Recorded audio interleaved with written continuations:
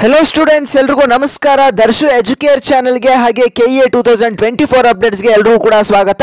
ಎಷ್ಟೋ ದಿನ ಆಯ್ತು ವಿಡಿಯೋ ಮಾಡಿರಲಿಲ್ಲ, ಕೆಲವೊಂದು ಕಾರಣದಿಂದ ನನಗೆ ವಿಡಿಯೋ ಮಾಡೋದಕ್ಕೆ ಆಗಿರಲಿಲ್ಲ, ಆದರೆ ಇನ್ನು ಮೇಲೆ ಕಂಟಿನ್ಯೂಸ್ ಆಗಿ ನಿಮಗೆ ಎಲ್ಲಾ ತರದ ಅಪ್ಡೇಟ್ಸ್ ಬರ್ತಾ ಇರುತ್ತೆ। ಈ ಒಂದು ವಿಡಿಯೋದಲ್ಲಿ ಕೆಎ 2024 ಅಪ್ಡೇಟ್ಸ್ ನ ಕೊಡೋದಕ್ಕೆ ಬಂದಿದ್ದೀನಿ। ಏನು ಅಂತ ಅಂದ್ರೆ ಸ್ಪೆಷಲ್ ಕ್ಯಾಟಗರಿ ಸ್ಟೂಡೆಂಟ್ಸ್ ಎಲ್ಲ ಯಾರು ಇದ್ದಾರೆ ಅವರಿಗೆ ಆಫ್ಲೈನ್ ಡಾಕ್ಯುಮೆಂಟ್ ವೆರಿಫಿಕೇಶನ್ ನ ಮಾಡಿದ್ರು, ಅದರ ರಿಲೇಟೆಡ್ ಈ ಒಂದು ವಿಡಿಯೋದಲ್ಲಿ ತಿಳಿಸ್ಕೊಡ್ತೀನಿ। ಹಾಗೆ ಕೆಎ ಕೌನ್ಸಿಲಿಂಗ್ KCET ಕೌನ್ಸಿಲಿಂಗ್ ಯಾವಾಗ ಸ್ಟಾರ್ಟ್ ಆಗುತ್ತೆ, ವೆರಿಫಿಕೇಶನ್ ಸ್ಲಿಪ್ ನ ಡೌನ್ಲೋಡ್ ಮಾಡ್ಕೊಳ್ಳೋದಕ್ಕೆ ಯಾವಾಗ ಬಿಡ್ತಾರೆ ಅಂತಾನೂ ಕೂಡ ಈ ಒಂದು ವಿಡಿಯೋದಲ್ಲಿ ಸಂಪೂರ್ಣ ಮಾಹಿತಿಯನ್ನು ಕೊಡ್ತೀನಿ।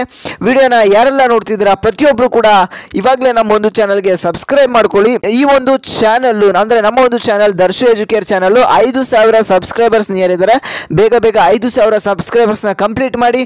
ಹಾಗೆ ಇನ್ನೂ ಯಾರು ಈ ಒಂದು ವಿಡಿಯೋಗೆ ಲೈಕ್ ಮಾಡಿಲ್ಲ, ಈ ಒಂದು ವಿಡಿಯೋಗೆ 500 ಲೈಕ್ಸ್ ನ ಎಕ್ಸ್ಪೆಕ್ಟ್ ಮಾಡ್ತಾ ಇದ್ದೇನೆ। ಬೇಗ ನೀವೆಲ್ಲರೂ ಕೂಡ ಒಬ್ಬೊಬ್ರು ಕೂಡ ಒಂದೊಂದು ಲೈಕ್ ನ ಮಾಡಿದ್ರೆ 500 ಲೈಕ್ಸ್ ಬೇಗ ಕಂಪ್ಲೀಟ್ ಆಗುತ್ತೆ, ಬೇಗ ಒಂದೊಂದು ಲೈಕ್ ನ ಮಾಡಿ। Okay students, special category students ಎಲ್ಲ ಯಾರಿದ್ರಿ ಅವರು ಆಫ್ಲೈನ್ ಡಾಕ್ಯುಮೆಂಟ್ ವೆರಿಫಿಕೇಶನ್ ನ ಮಾಡಿದ್ರು, ಅವ್ರಿಗೆ ಒಂದು ಲಿಸ್ಟ್ ಅನ್ನ ಬಿಟ್ಟಿದ್ರು। ಆ ಒಂದು ಲಿಸ್ಟ್ ಅಲ್ಲಿ ಅವರು ಚೆಕ್ ಮಾಡಿಕೊಂಡಾಗ ಅವ್ರಿಗೂ ಸಾಕಷ್ಟು ಜನ ಹೇಳ್ತಾ ಇರುವಂತ ಒಂದು ಪ್ರಾಬ್ಲಮ್ ಏನು ಅಂತ ಅಂದ್ರೆ ಅವ್ರಿಗೆ ಎಲಿಜಿಬಲ್ ಅಂತ ಬಂದಿಲ್ಲ। ಎಷ್ಟೋ ಜನ ವಿದ್ಯಾರ್ಥಿಗಳಿಗೆ ಎಲಿಜಿಬಲ್ ಅಂತ ಇಲ್ಲಿ ಬರ್ತಾ ಇಲ್ಲ ಅಂತ ಹೇಳಿ ಅವ್ರಿಗೆ ಒಂದು ಪ್ರಾಬ್ಲಮ್ ನ ಫೇಸ್ ಮಾಡ್ತಾ ಇದ್ರು।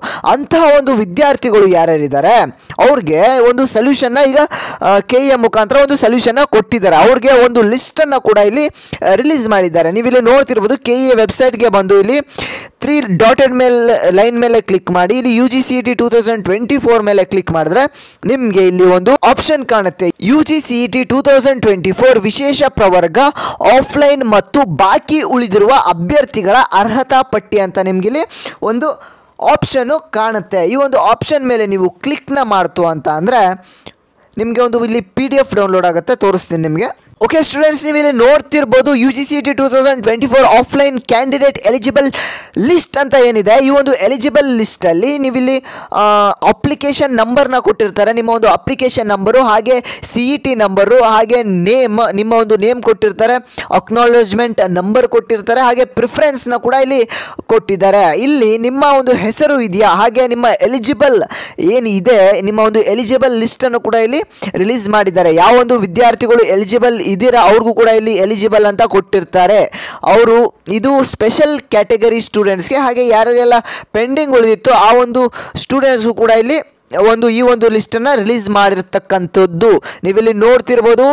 ಯಾರ್ಯಾರಿಗೆ ಎಲಿಜಿಬಲ್ ಅಂತ ಕೊಟ್ಟಿದ್ದಾರೆ, ಹಾಗೆ ಎಲಿಜಿಬಲ್ ಇರಲಾರ್ದ ವಿದ್ಯಾರ್ಥಿಗಳಿಗೂ ಕೂಡ ನಾಟ್ ಎಲಿಜಿಬಲ್ ಅಂತ ಇಲ್ಲಿ ಕೊಟ್ಟಿದ್ದಾರೆ। ಅವರ ಒಂದು ನೇಮ್ ಆಗಿರ್ಬೋದು, CET ನಂಬರು, ಹಾಗೆ ಅಪ್ಲಿಕೇಶನ್ ನಂಬರು ಎಲ್ಲ ಕೂಡ ಇಲ್ಲಿ ಪ್ರತಿಯೊಂದು ಮಾಹಿತಿಯನ್ನು ಕೂಡ ಕೊಟ್ಟಿದ್ದಾರೆ ಪೆಂಡಿಂಗ್ ಇರ್ತಕ್ಕಂಥ ಸ್ಟೂಡೆಂಟ್ಸ್ಗೆ।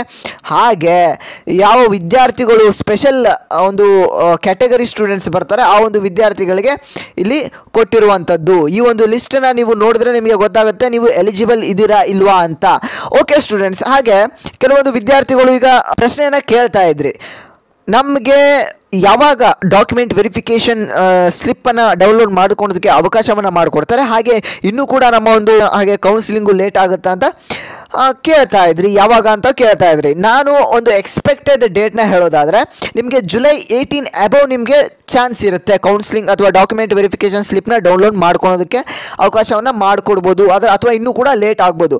ಕೌನ್ಸಿಲಿಂಗ್ ಯಾವಾಗ ಸ್ಟಾರ್ಟ್ ಆಗುತ್ತೆ ಅಂದರೆ ಅಬೌವ್ ಜುಲೈ 18 ಮೇಲ್ಗಡೆ ಸ್ಟಾರ್ಟ್ ಆಗ್ಬೋದು, ಯಾಕಂದರೆ ಇಲ್ಲಿ ನೀವು ಈ ವರ್ಷ ನೋಡ್ತಿರ್ಬೋದು ನೀಟ್ ಹಾಗೆ ಕೌನ್ಸಿಲಿಂಗು, ನೀಟ್ ಕೌನ್ಸಿಲಿಂಗ್ ಹಾಗೆ KCET ಕೌನ್ಸಿಲಿಂಗು ಎರಡೂ ಕೂಡ ಕಂಬೈನ್ ಆಗಿ ಇಲ್ಲಿ ಸ್ಟಾರ್ಟ್ ಆಗ್ತಾ ಇದೆ। ಹಾಗೆ ನೀಟ್ ಕೌನ್ಸಿಲಿಂಗ್ಗೆ ಸುಪ್ರೀಂ ಕೋರ್ಟ್ ಕಡೆಯಿಂದ ಇಲ್ಲಿ ಹಿಯರಿಂಗ್ ನಡೀತಿದೆ, ಈ ಒಂದು ಕಾರಣದಿಂದ ಎರಡೂ ಕೂಡ ಒಂದು ಕಂಬೈನ್ ಆಗಿ ನಡೀತಿರುವಂತಹ ಕಾರಣದಿಂದ ನೀಟ್ ಕೌನ್ಸಿಲಿಂಗ್ ಸ್ಟಾರ್ಟ್ ಆದ್ಮೇಲೆ ಇಲ್ಲಿ ಒಂದು ನಮ್ಮ ಒಂದು KCET ಕೌನ್ಸಿಲಿಂಗ್ ಸ್ಟಾರ್ಟ್ ಆಗೋದು। ಹಾಗೆ MCC ಕೌನ್ಸಿಲಿಂಗ್ ಕೂಡ ಜುಲೈ 3rd ವೀಕ್ ಅಲ್ಲಿ ಸ್ಟಾರ್ಟ್ ಆಗುತ್ತೆ ಅಂತ ಹೇಳಿದ್ದಾರೆ।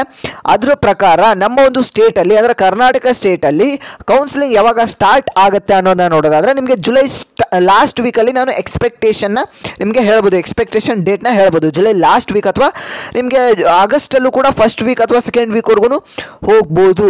ಆಗಸ್ಟ್ ಫಸ್ಟ್ ವೀಕಲ್ಲೂ ಕೂಡ ನಿಮಗೆ ಹೋಗ್ಬೋದು. ಇದು ಎಕ್ಸ್ಪೆಕ್ಟೇಷನ್ ಡೇಟ್ನ ನಾನು ನಿಮಗೆ ಹೇಳ್ತಾ ಇರೋದು. ಹಾಗಾಗಿ ಎಲ್ಲ ಒಂದು ವಿದ್ಯಾರ್ಥಿಗಳು ಏನು ಮಾಡಬೇಕಂದ್ರೆ ಸ್ವಲ್ಪ ವೆಯ್ಟ್ ಮಾಡಿ ನೋಡಿ, ಅಲ್ಲಿವರೆಗೂ ನಿಮ್ಮ ಏನೇನು ಪ್ರಿಪ್ರೇಷನ್ಸ್ ಇರುತ್ತೆ ಎಲ್ಲವನ್ನು ಮಾಡ್ಕೊಳ್ತಾ ಇರಿ. ನಿಮಗೆ ಏನೇ ಡೌಟ್ಸ್ ಇದ್ರೂ ಕೂಡ ನನ್ನ ಒಂದು ಇನ್ಸ್ಟಾಗ್ರಾಮ್ ಅಲ್ಲಿ ನೀವು ಮೆಸೇಜ್ನ ಮಾಡ್ಬೋದು. ಲಿಂಕ್ನ ನಾನು ಡಿಸ್ಕ್ರಿಪ್ಷನಲ್ಲಿ ಕೊಟ್ಟಿರ್ತೀನಿ, ಇವಾಗಲೇ ಹೋಗಿ ನೋಡಿ. ಹಾಗೆ ಇನ್ನೂ ನಮ್ಮ ಒಂದು ಚಾನಲ್ಗೆ ಯಾರು ಸಬ್ಸ್ಕ್ರೈಬ್ ಮಾಡ್ಕೊಂಡಿಲ್ಲ ಇವಾಗಲೇ ಸಬ್ಸ್ಕ್ರೈಬ್ ಮಾಡ್ಕೊಳ್ಳಿ, ವಿಡಿಯೋಗೊಂದು ಲೈಕ್ನ ಮಾಡಿ. ನಾನು ಮತ್ತೆ ಮುಂದಿನ ಒಂದು ವಿಡಿಯೋದಲ್ಲಿ ನಿಮಗೆ ಸಿಗ್ತಾನೆ ಸ್ಟೂಡೆಂಟ್ಸ್. ಎಲ್ಲರಿಗೂ ಟೇಕ್ ಕೇರ್, ಬಾಯ್.